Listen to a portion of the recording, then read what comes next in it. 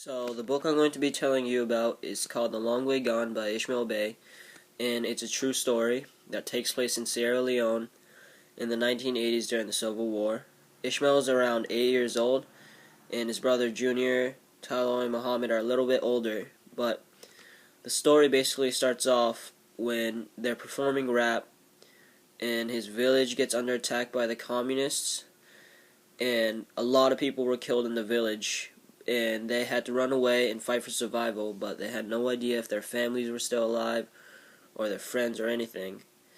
And eventually they get caught by the communists and they're forced to become soldiers in the war, and they're really young. They're like 8 to like 14 years old, and they're fed cocaine and brown and they get addicted to it, and it helps them in the war and feel like no emotions, so it's easier for them to kill people.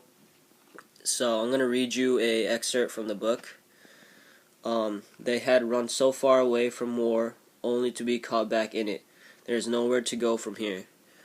And that excerpt tells me a lot because it describes a lot about the war and how horrific it is and cruel.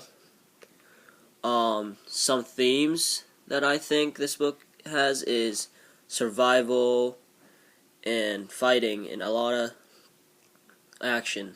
I recommend this book to at least seventh graders and up because it's pretty horrific. It's really like detailing, and it has some like drug reference in it. Yeah, so that's my book, The Long Way Gone by Ishmael Bey.